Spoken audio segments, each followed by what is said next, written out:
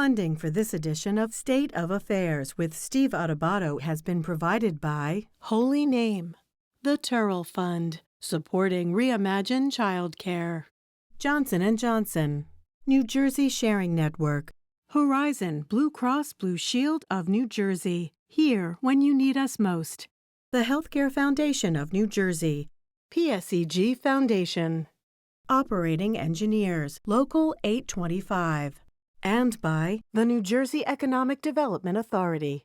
Promotional support provided by NorthJersey.com and Local IQ, part of the USA Today network, and by New Jersey Globe.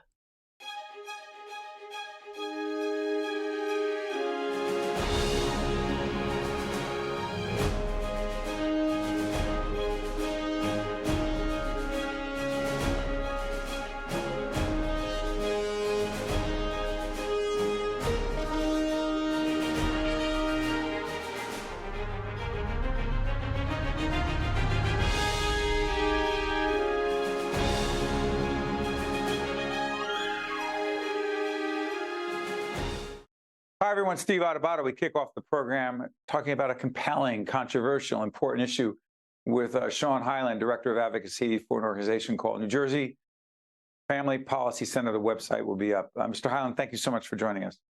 Thank you, Steve. Thanks for having me on today.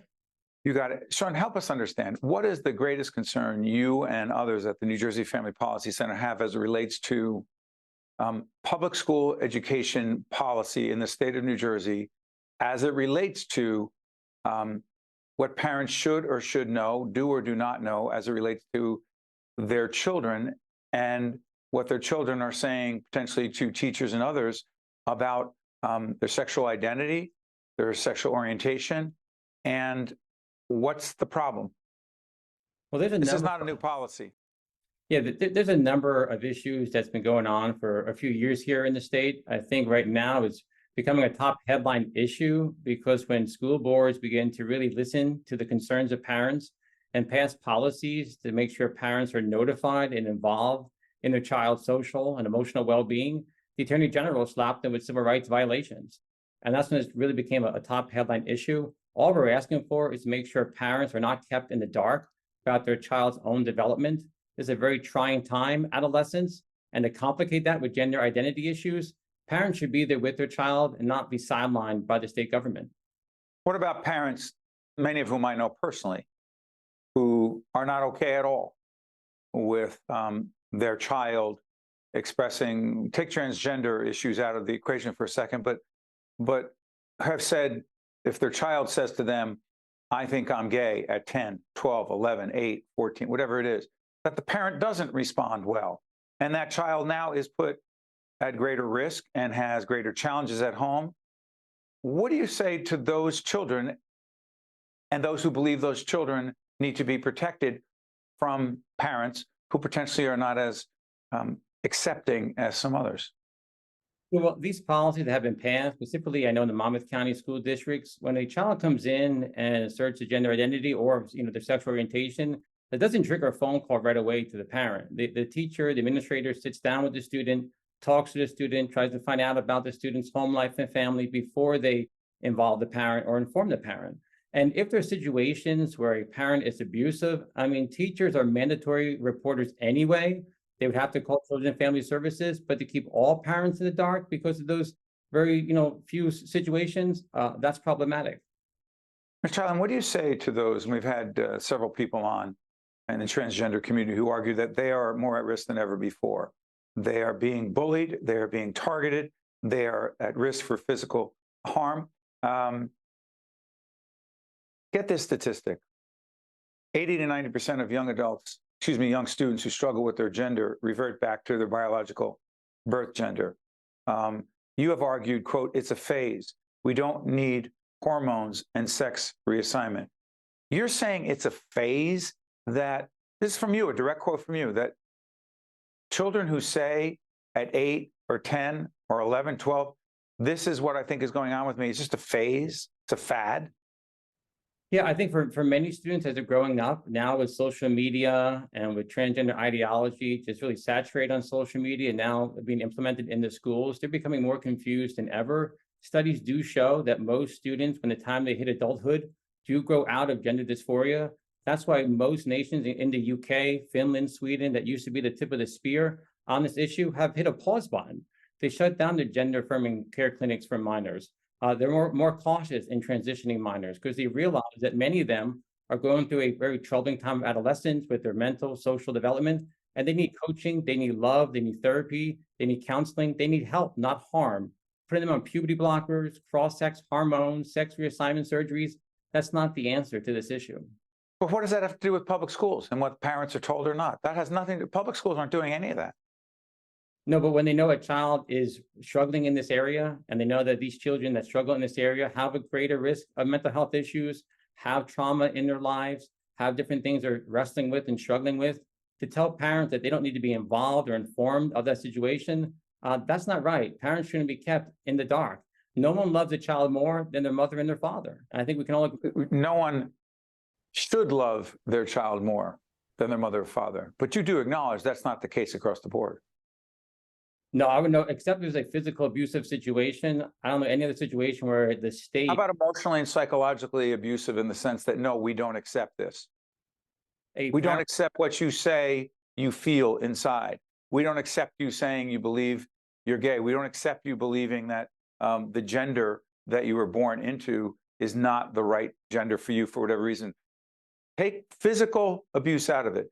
So you don't believe that there are a significant number of parents out there who are not, quote, accepting, and in fact, therefore, de facto, put all kinds of pressures on kids that they shouldn't be facing because they're facing so much already. You're the one who mentioned social media, but on top of that, being rejected by parents, not abused physically. I'm not talking about that.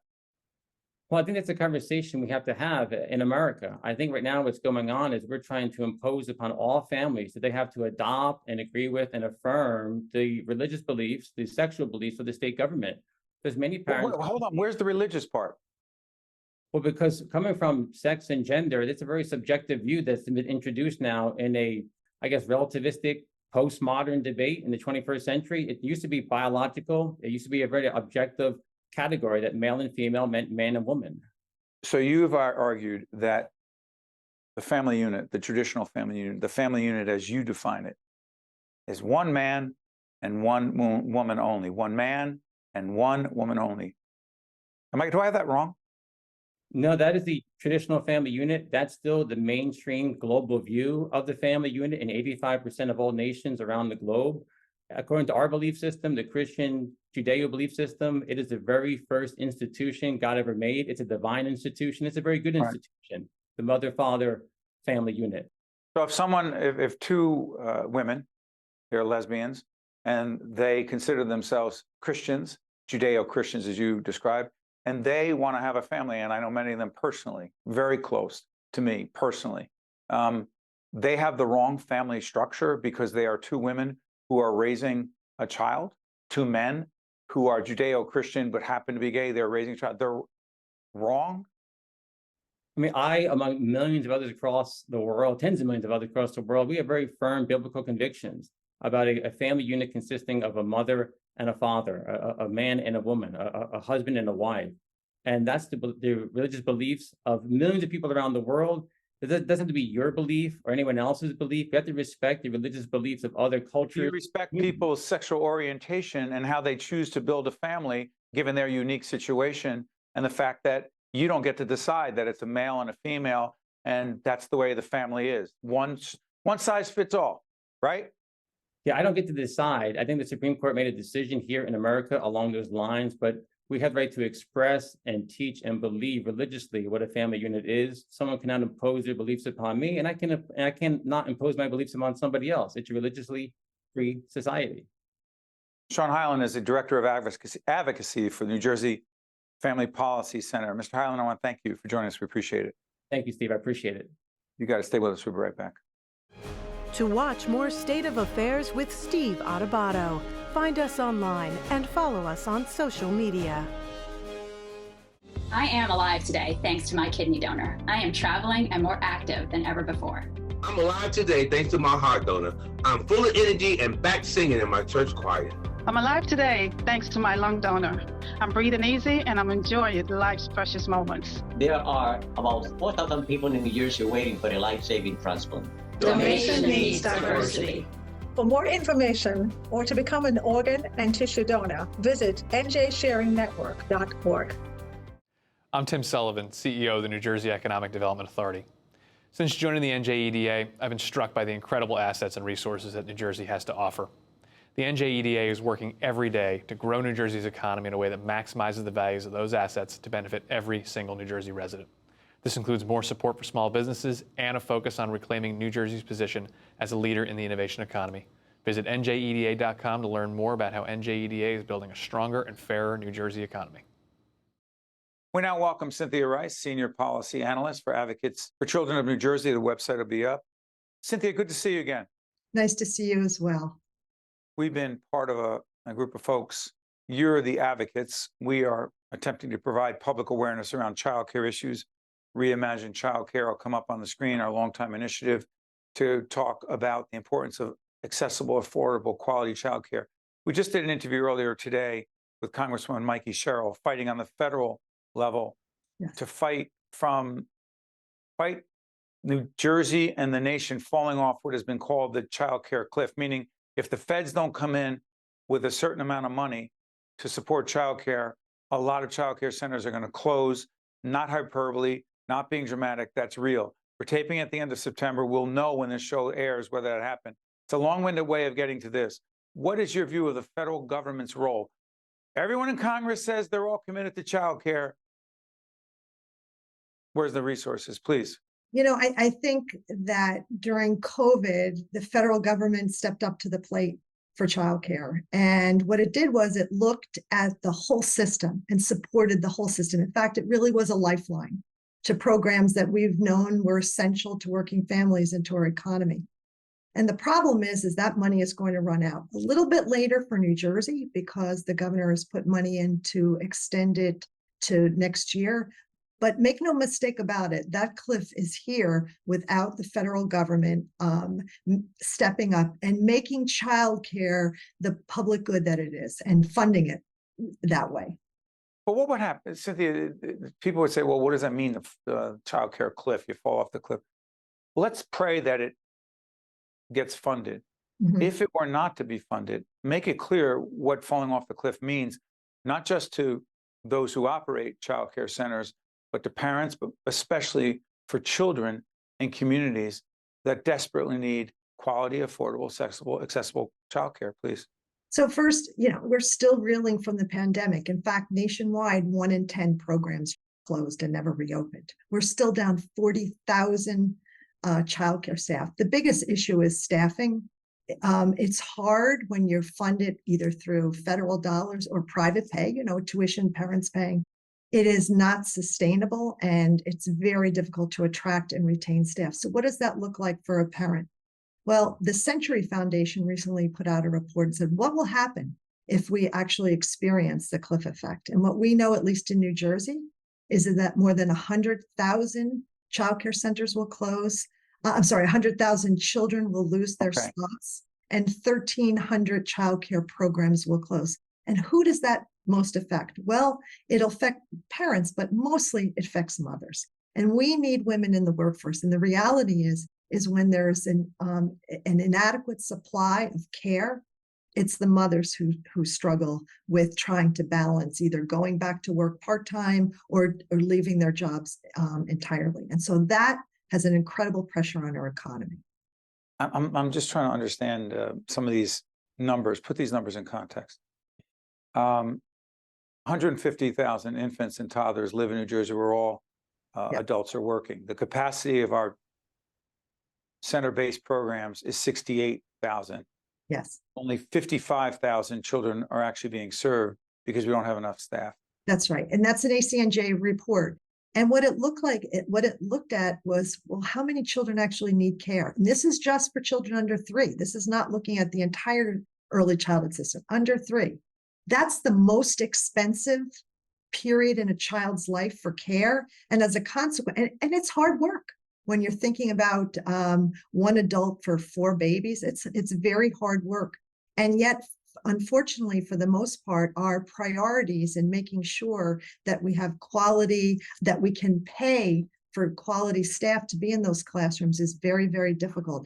It's hard to imagine working for $14 an hour, our current minimum wage, for caring for and educating babies, 4 babies per adult. And as a consequence, they're going elsewhere.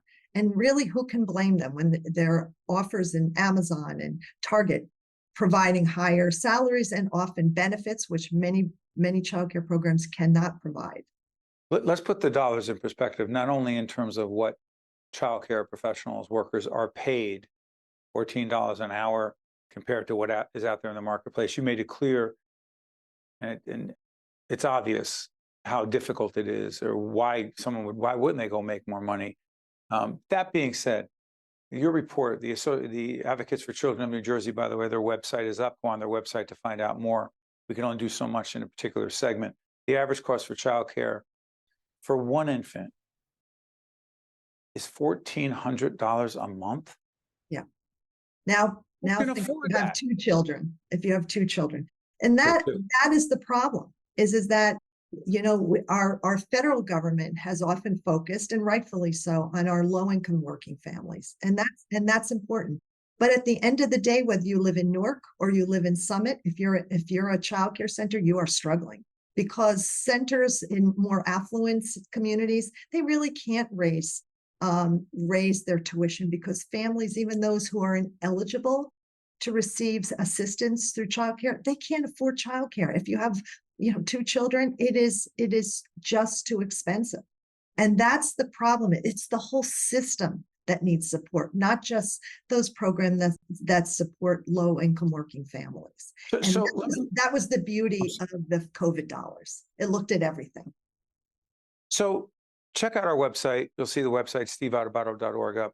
Go back and look at, I suggest that anyone who cares about this childcare issue actually go back and look at the series of interviews we did with State Senator Teresa Ruiz, who is leading the effort in the state legislature. That's not an endorsement, it's just a fact. She is fighting for more dollars, more programs, more resources. Cynthia, can New Jersey, through the efforts of Senator Ruiz and others who support that effort, can we do this alone as a state, so state by state, or do you have to have the feds, please?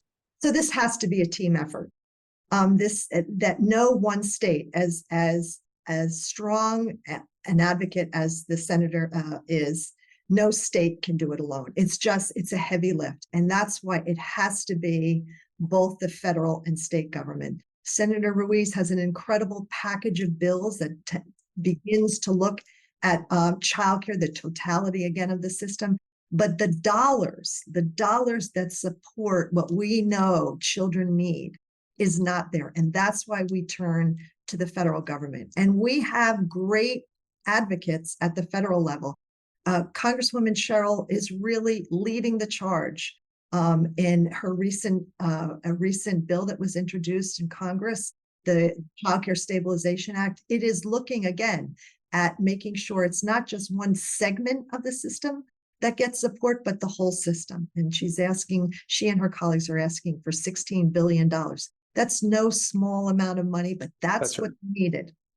We will monitor that, Cynthia, the work of that's going on in Congress or not, and the work going on in the state legislature or not, along with the executive front office, Governor Murphy's team as well. Cynthia Rice, Senior Policy Analyst for Advocates for Children of New Jersey. We thank you so much for joining us. We appreciate it. We'll talk to you soon. Thank you, Steve. You got it. Stay right there. We'll be right back. To watch more State of Affairs with Steve Adubato, find us online and follow us on social media. I am alive today thanks to my kidney donor. I am traveling and more active than ever before. I'm alive today thanks to my heart donor. I'm full of energy and back singing in my church choir. I'm alive today thanks to my lung donor. I'm breathing easy and I'm enjoying life's precious moments. There are about 4,000 people in New Jersey waiting for a life-saving transplant. Donation needs diversity. For more information or to become an organ and tissue donor, visit njsharingnetwork.org. So you are breaking up with me? Oh, yeah. Please do not tell me it is the policy puffin. Actually, it's NJM. Wow. They don't even have a mascot. That's kind of the point. Ouch. Well, I am not paying for dinner. Well, I'm saving money with NJM, so that's fine. This year, upgrade to NJM and see how much you could save. Unbelievable. No jingles or mascots, just great insurance. NJM. Get a quote today. I'm Tim Sullivan, CEO of the New Jersey Economic Development Authority. Since joining the NJEDA, I've been struck by the incredible assets and resources that New Jersey has to offer. The NJEDA is working every day to grow New Jersey's economy in a way that maximizes the values of those assets to benefit every single New Jersey resident. This includes more support for small businesses and a focus on reclaiming New Jersey's position as a leader in the innovation economy. Visit njeda.com to learn more about how NJEDA is building a stronger and fairer New Jersey economy. Once again, we're joined by our good friend and colleague, Dr. Dale Caldwell, president of Centenary University. Dale, good to see you. Good to be here. Good to see you, Steve. Last time we were having a conversation about how segregated New Jersey schools are, which has all kinds of ramifications. You're also not only the president of Centenary, but also highly involved in New Brunswick as a leader in the Educational Community Board of Education. And our daughter's in public middle school here in Montclair, and it's pretty integrated. And Montclair is one of the most integrated school systems in the nation, partly because they have magnet schools, partly because there's busing. But then high school happens, my friend. Right. And I see all sorts of decisions being made. We have to make a decision in that regard. Do you move away from the public school system and go to a private school or whatever? People can go to another town. It's a long-winded way of asking, do many New Jerseyans and Americans, but particularly New Jersey, the 6 most segregated schools in the nation, do we choose to segregate ourselves and our children, particularly in high school? Well, Steve, I really think, and my dad knew in March with Dr. King, so I'm obsessed about poverty. And the issue really is more around poverty than race. And that people look at school systems where they have high, free, and reduced lunch, and they say, well, I don't want my kid in that school system because there are a lot of poor people there. And so we have that segregation instead of really integrating and realizing that regardless of your income, there's some brilliant students who come from very little means. And the world is becoming more diverse. So by going to diverse schools, you're preparing your students for the realities of the world. How much of it is fear? A lot of it is fear. A lot of it is the fear of the unknown. Talk about that. Yeah, the reality is that change, we grow up in these segregated school systems, so we're comfortable with people just like us. And we also, if you look at the stereotypes of social media and other things, this group is that way and that group is this way, and it starts to feed into these stereotypes.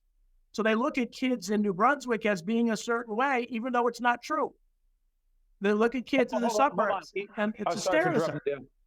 Sorry for interrupting. You talked about East Brunswick as the neighboring town, right? I believe you said 80% of their students are white, 95% of your students are Black and Hispanic. Yep. So say for argument's sake, there are, I believe, close to 600 public school districts in the nation, in the state, 600 public school systems. Some of the towns are too small to have an actual school system. One superintendent, principal of the high school, its own middle school, administrators, teachers, the cost is astronomical.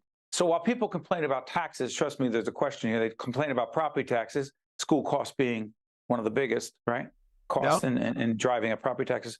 So let's merge New Brunswick with East Brunswick. You have a combined school district, only one superintendent, one high school. Look at how we could cut the cost and potentially cut your taxes, which everyone says is such a big issue. Tell us, please, Doctor, what would happen if that proposal went out public? What do you think the discussion would be like? Well, the discussion is about jobs. The discussion is about employment. What a lot of people don't realize, and I'm also president of the Educational Services Commission of New Jersey, which is the largest shared service program in the state. And the reality is that people, it's about jobs. We've tried to merge and do cooperative busing and other things, and people's brother is hired by the busing company, and there's a lot of politics that goes into this breakdown. But nothing to do with race. We've got to stop. Yeah, I got the jobs thing. Trust me, turf, home rule, all that. Right. We get that. New Jersey is a home rule state. My town, my high school, our football team, our police department, our fire department. Listen, I live in Montclair. We combine years back when they wanted to combine the fire departments between Montclair and Glen Ridge, because Glen Ridge is a small town, right? No, we can't have, but Glenridge couldn't afford to have their own. All these years later, somehow it seems to work really well. Exactly. Question. You haven't mentioned race as a factor and fear around parents say, and this is I'm not being critical of parents in East Brunswick, but a lot of parents, a fair number of parents, whether they would say publicly or not, are afraid of having their kids integrated with African-American kids who come from New Brunswick. Am I exaggerating that concern? It's a fear of the unknown. I mean, it's a fear of the unknown. And so one of the things that I've really taken, I'm the first African-American president of Centenary University, and I'm really letting people know that an African-American, I grew up in Harlem, but I went to private schools, is no different than anybody else. And that's part of what, one of the things we're doing is called intercultural competence. And we haven't taught that in school. And so colleges have to do that to educate people that doesn't matter what you look like, you all bleed the same blood. You're focused on the same stuff, but people have these stereotypes. You hopeful, Dale? I'm very hopeful. I'm very hopeful. Because? Because I believe in the good of humanity. And I've seen it with me. There are people, you don't know how many people say, Dale, you play tennis. A black guy plays tennis. A black guy he went to Princeton, a black guy. And it's not racist. It's the fact that they've never interacted with a black guy that went to an Ivy League school. And so I don't look down and I say, hey, it's my job to educate people. And if we do more of that, we'll have more integration. We'll have a better country. Where's your grit come from? My dad and I feel blessed, Steve, as I know you do too. I feel that, but for the grace of God, I'd be homeless on the street. So I have a responsibility to kind of give back and and that keeps me going. That keeps me energized. If I was focused on money and a nice house and a nice car, I'd be depressed. And, let me also say this. Back in the day, I hate when people say back in the day, but it is back in the day. My late dad, Steve Adubato Sr., who Dale knew very well, when Dale was in state government at the time. And my dad was building charter schools and a community center. I would be remiss if I did not say that Dr. Dale Caldwell was incredibly helpful to the North Ward Center, the organization my dad founded, and the Robert Treat Academy, the charter school that he founded in Newark as well. I don't know why. I just remember. He was a great man. He's missed. He is. Hey, Dale, we'll continue the conversation about the future of higher education on the previous episode. Trust me, this New York Times magazine about university life and the future of higher education is one thing. Talking about why our schools are so incredibly segregated, the six most segregated schools in the nation, when we're not all that, we're diverse as a state, but not the way kids go to school. Complex stuff. Hey, Dale, thank you, my friend. We'll talk soon. Thank you. Thank you so very much. Thank you, Doctor. See you next time.